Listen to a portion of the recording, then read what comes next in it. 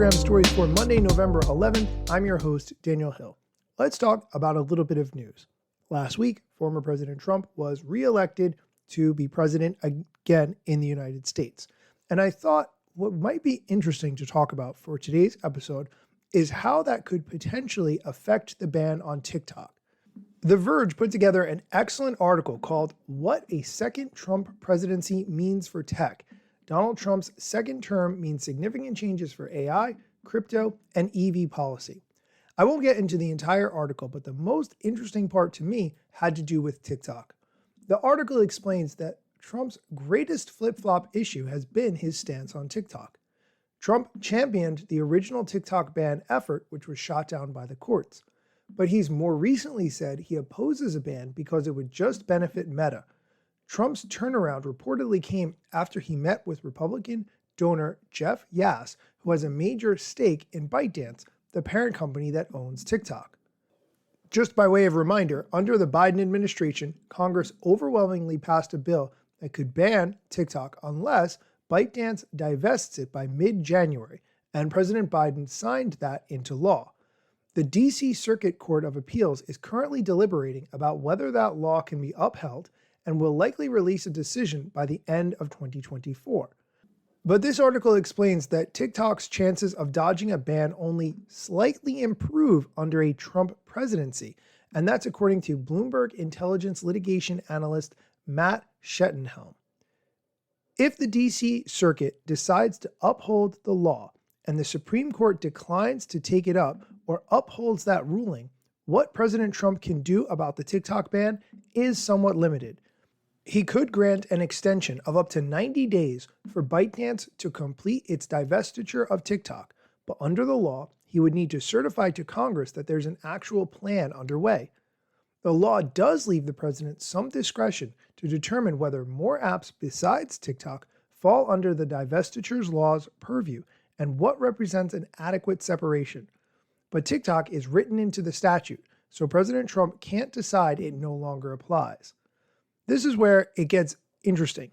The law doesn't give Trump much room to play with, the analyst Schettenhelm told The Verge in an email, though he could exercise some judgment in approving TikTok's divestiture proposal.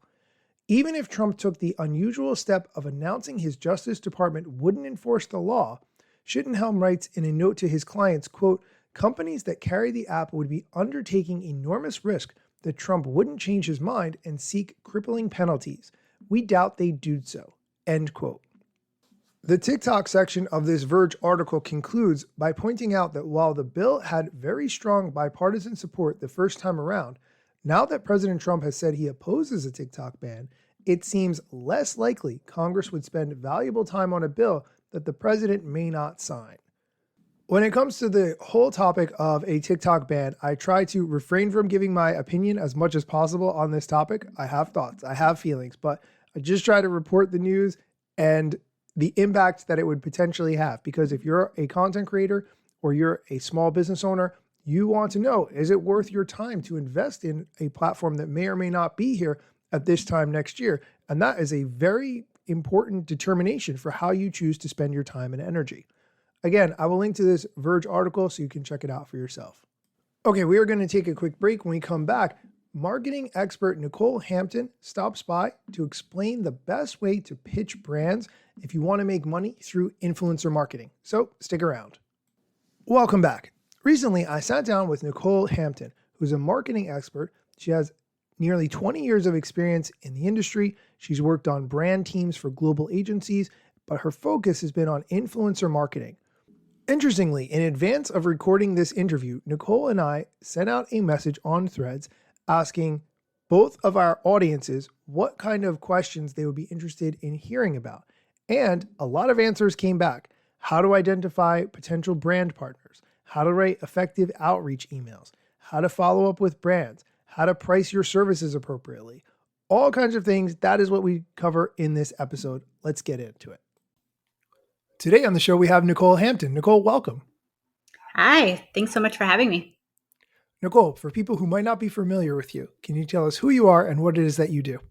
Yeah, absolutely. So I've been in the marketing industry for 19 years, 13 of which leadership.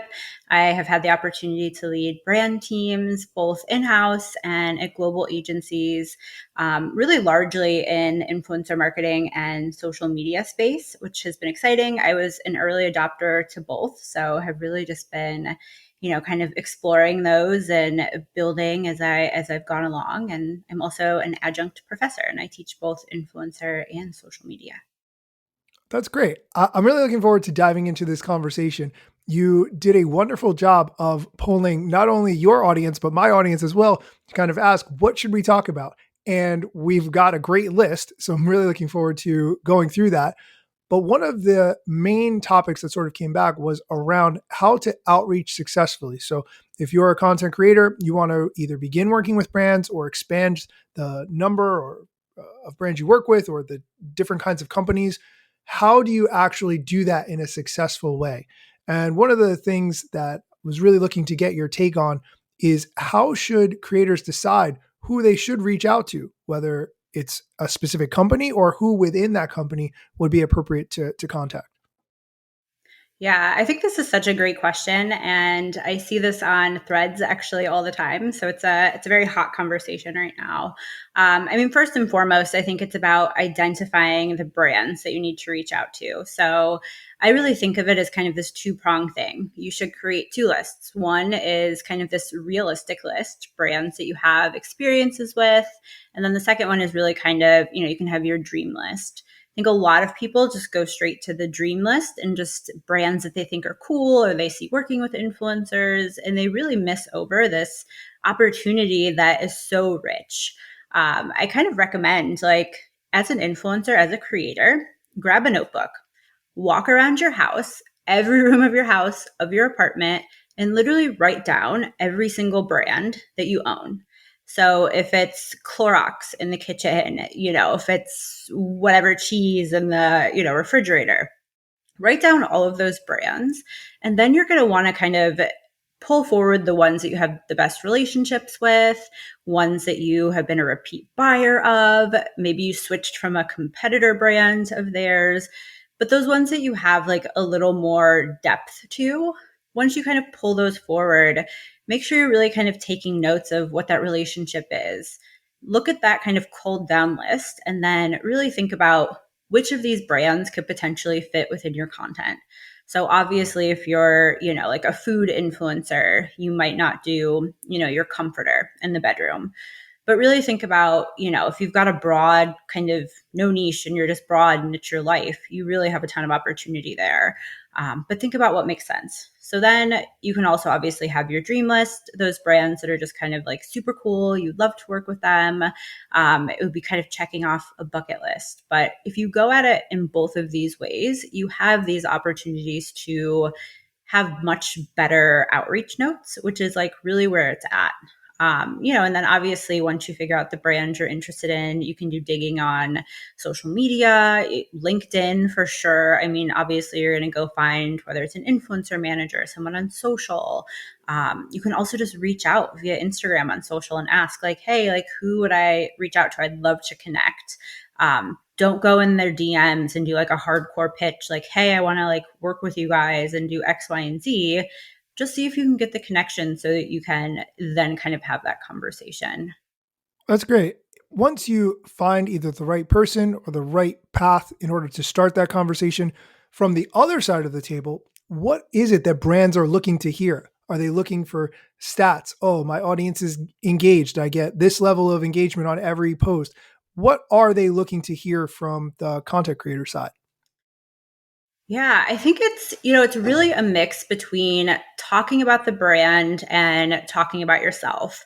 You really don't want to make it all about yourself, which I think sounds probably really funny to people, but you want the brand to know that you have experience with them, that maybe you're a big fan. Maybe you've been using them for 6 years. Maybe you switched from Coke to Pepsi, and here's why you want to, talk about that. But first of all, really lead with the brand. You could even be complimenting their social, past partnerships you've seen. Then you can kind of dive into a bit of why you. what value do you potentially bring to a partnership, to this brand and the relationship? Is it that you know the brand so well because you've been using it for so long, so it just authentically fits in your storytelling already? Maybe you've shared a story about it in the past without even really even thinking about it, and your audience loved it. So you kind of have that, kind of value that you're bringing of kind of that repeat kind of sharing of the brand. And then what ideas do you have? Do you have a way that you'd like to share this content? Do you want to do a get ready with me? Do you want to do a how to? What are some ideas? You know, I think a lot of people worry about sharing ideas or putting time into ideas because, maybe my idea will get stolen. But here's my thing with that. Everyone has ideas all the time. It's unlikely that you have such a unique idea that the next person might not also have that exact same one. And then also, like, hey, whatever. They take your idea. That's just another reason to reach back out to them in a positive way and be like, hey, I saw you like did this concept.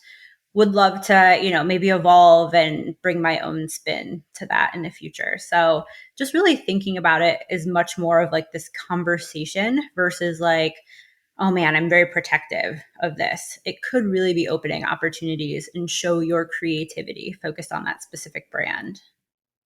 I'm glad you talked about ideas in that way with that framing because, frankly, I'm of the opinion that there are many good ideas out there. There are a dime a dozen, but the tough part is executing them. I might give you the world's greatest business idea and you go, yes, that is a good idea. But unless you actually take that ball and run with it and make it into whatever, it's just an idea. So I wouldn't worry necessarily that people have good Mm-hmm. ideas all the time, right? But I don't think Yeah. anybody necessarily is going to take it, implement it the way you would, Yeah. and be successful. Like I feel like that is the ultimate, it's never going to happen. So being Yeah. able to show, hey, that's one idea. I got hundreds more. I could do this all day. I really, that's personally how Yeah. I kind of look at the world. And I think it shows sort of that you're coming from a place of wealth, not of a place of Mm-hmm. hoarding those ideas. We are going to take a quick break. When we come back, Nycole Hampton is going to explain what to do when you haven't heard back from a brand that you've reached out to and what you should do next. Stay tuned. Welcome back. We're talking to Nycole Hampton about how to pitch brands, and we're about to get into the topic of what to do if you send a pitch to a brand and you don't hear back. Here's Nycole's thoughts on that. Some of the things that you mentioned and sort of coming in with ideas and suggestions and, oh, I like how you did this in the past and I wanted to put my own spin on it. If you send that message and maybe you don't get any response, you don't hear back. I've personally been there before where I hit one or two phenomenal ideas that I think are great and I don't get anything. What do? Do you follow up every month, every 6 months? Like what is the right sort of way to reapproach or reengage if you haven't heard back? Yeah. I mean, there's no, exact time frame. I think you really want to think about it per brand that you're working with and kind of think about potentially seasonal moments. So let's say, for instance, Christmas is coming up or the holidays are coming up. And it's, an e-com brand where we know they're just going to be like selling, selling, selling. You want to reach out, a couple months prior to what their big moments might be. Or if it's a fitness brand, we know new year, new you. So again, like reach out a few months prior, and that can be your follow up and change your subject line, write like kind of a fresh email. You don't have to go too much more in depth. You obviously have some stuff, below, but you really want to think about like, hey, like, obviously, Christmas is coming up. Was thinking about you guys again, saw a campaign maybe that you did last year for the holidays, thought that was, really cool, really interesting. I think the idea I shared before could actually really evolve into being something holiday focused. But again, it's really focusing on making that connection with them, your relationship with the brand, and also really thinking about, you want to keep it a little short, obviously, but it all goes back into this like relationship building. I think a lot of people stress like, hey, like I sent this custom pitch. It took me longer than just like a copy and paste. I didn't hear back. Or there wasn't a deal in the moment, which is a whole other thing. Like maybe you heard back, but it didn't work out in the moment. That's still a relationship. And the fact that you showed them that you cared more than 90% of the people who send them emails, which are, people who are literally just like, hey, I'm this influencer. I have a spot left. Work with me. Don't ever do that. Or like, here's my roster. Here's all my talent. Like, who do you want to work with? None of that to me is like engaging for a brand. It's just giving that brand more work because then the brand has to go research you, research the roster. Whereas if you give them a concise email that's like, I know you have this coming up. I saw that you did this before. Like, I could be a good fit here because my audience X, Y, and Z, because my relationship with the brand. All of these things are really going to help you stand out. I think that people think it happens way more than it does, like these super custom emails. I have gotten, and I've been agency in house and agency, I oversaw dozens of clients, all different, types of industries.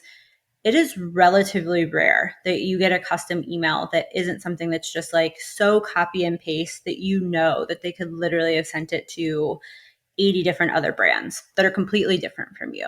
So it's really just all about having that customization and showing them that the relationship with them matters.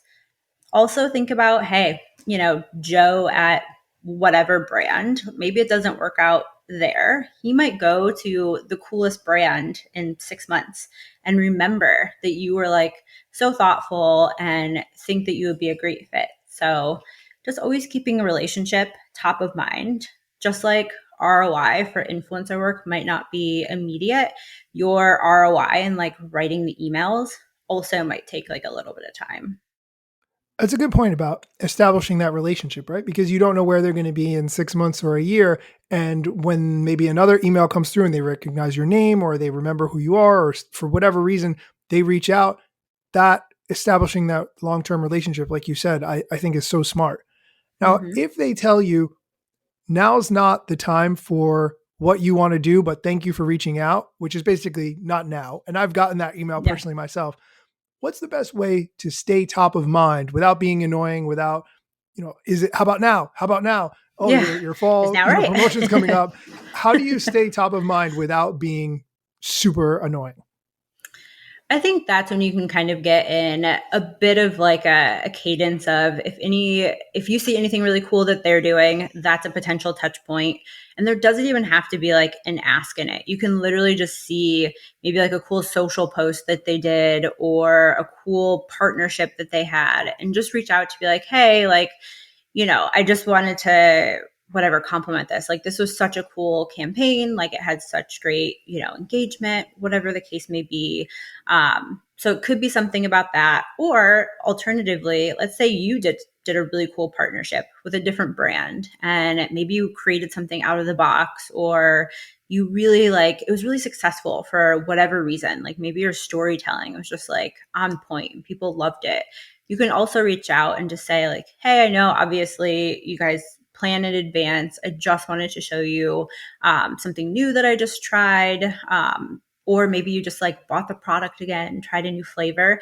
It's just like thinking of like little angles, almost like thinking of like a creative angle to outreach and a creative angle to start a conversation.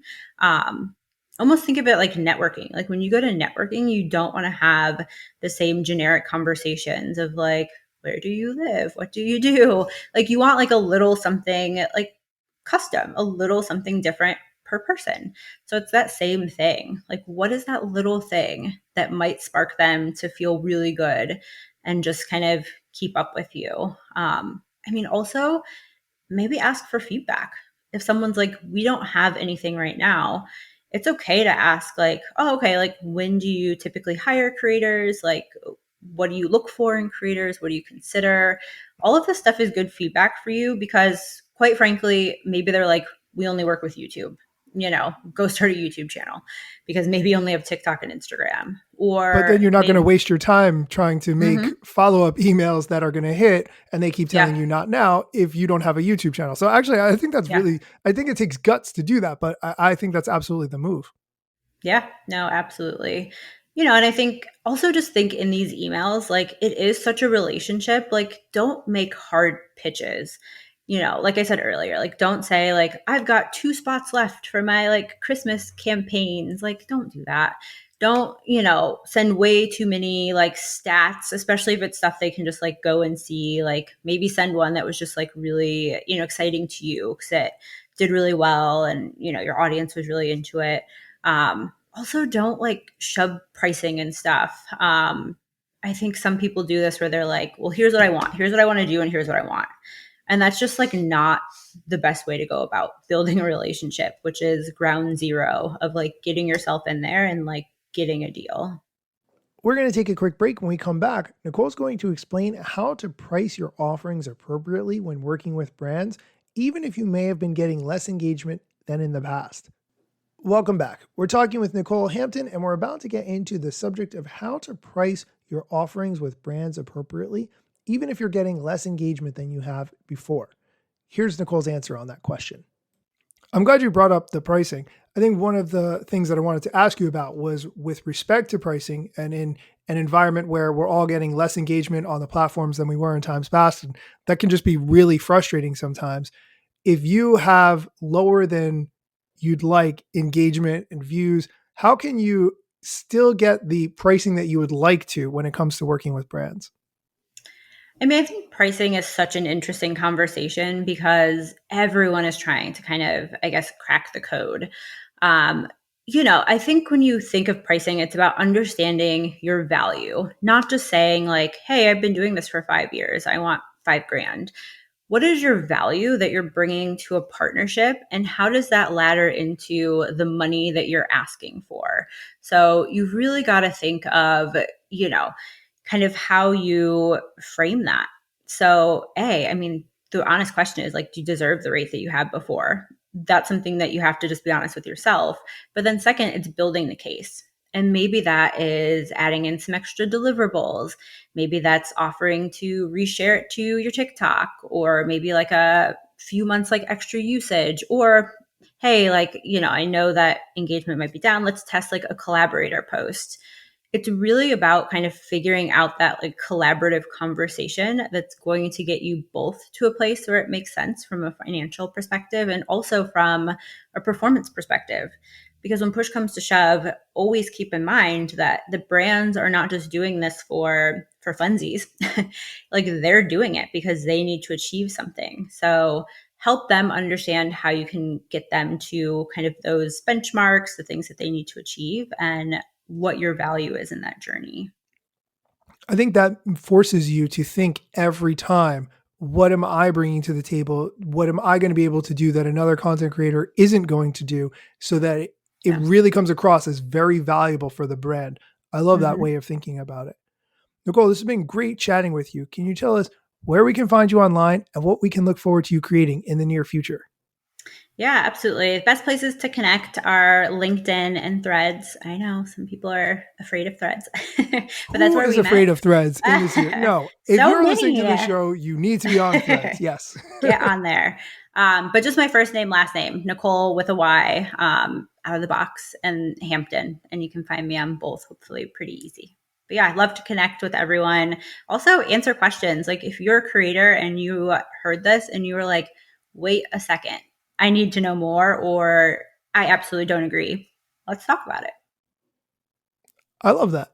I will link to everywhere that Nycole is in the show notes so that you can get there directly. Nycole, this has been fantastic chatting with you. Thank you so much for your time. Yeah, thank you.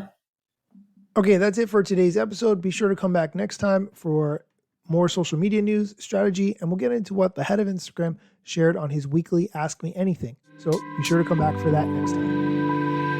Let me tell you a couple things that you should know about me. A product manager, but do not have a bachelor's degree. But actually, that's factually a fraction of me. Another fraction's posting content irregular and irrationally. Still probably won't get a job at the Gram. They forgot, they don't know, or don't care who I am. That's why you never see me at the parties and events. My lack of followers must make me irrelevant. Don't have a course, a book to sell to make a bag of grand. Not a social media marketer, don't represent any brands. Plain to see, don't have an agency, but I got a lot of spam. Just putting in my work without the glitz and glam. Won't catch me eating fish unless it's shrimp or clam. No six pack, no risk that, there's a gym card in my hand. Don't have a full-time job, but I got a lot of plans. Stay plotting, dropping knowledge on TikTok and Instagram. I would love to chat very quickly, Nycole, if you don't mind. Yeah. about the recent Threads post that you made when it Oh comes no. to appearances and showing up. Do you want to talk a little bit about that for people who might not have seen your post on Threads? Yeah, I think that something I've been considering is actually creating more content. I used to in the past, but for me, when I thought of creating content, I was always like, I need to write LinkedIn posts, but I hate writing, period, really. So I'm like, maybe I just need to be making more videos. I'm totally fine talking on camera. It's like this. I love it. It's fine.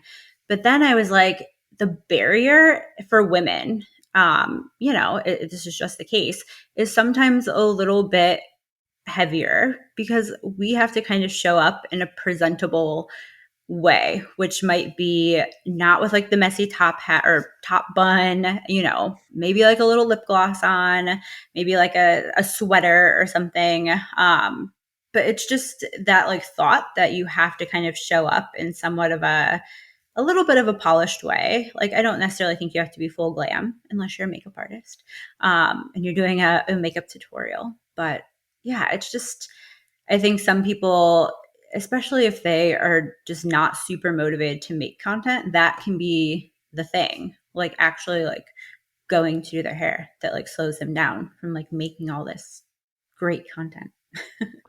I think this is an interesting conversation. I personally, as a man, cannot 100% relate, but as a guy, I also want to show up, looking like I've recently gotten a haircut, like I've recently trimmed my beard, I have taken a shower today. And I understand that those two things are not the same, but I do understand that there is a bit of, and don't take this the wrong way, but a pressure on women to come looking as professional as possible, as prepared as possible. And that's part of the getting ready process, right? Like the same way I might write down the 3 points for my script that I want to talk about on the video, it's going to take me time to get ready. That is even more so for women and part of what you do to create content. Yeah, absolutely. Just kind of showing up as your best self, because I think a lot of times too, like creating this content might be a bridge to building a brand, to maybe like getting a new job. So you kind of have to show up in almost like a way that you might show up in a job interview, if that's kind of what you're like doing it for. Yeah, it's super interesting. But then, once you get the job, you can go back to the hoodies and top bun. But And to your point about writing, that's one advantage of if you focus on blogging, if you focus on audio podcasts only where appearance is not so much of a factor. I'm going to link to the post that you made about this on Threads so that if you are listening to this and you want to contribute to this conversation and discussion, you absolutely can. Yes. I'd love to hear other perspectives on this for sure. And I think some people are smart about it. They'll get ready and then they'll like change outfits and like do a ton of content, which is super smart, like get 10 videos done and just, change your shirt maybe.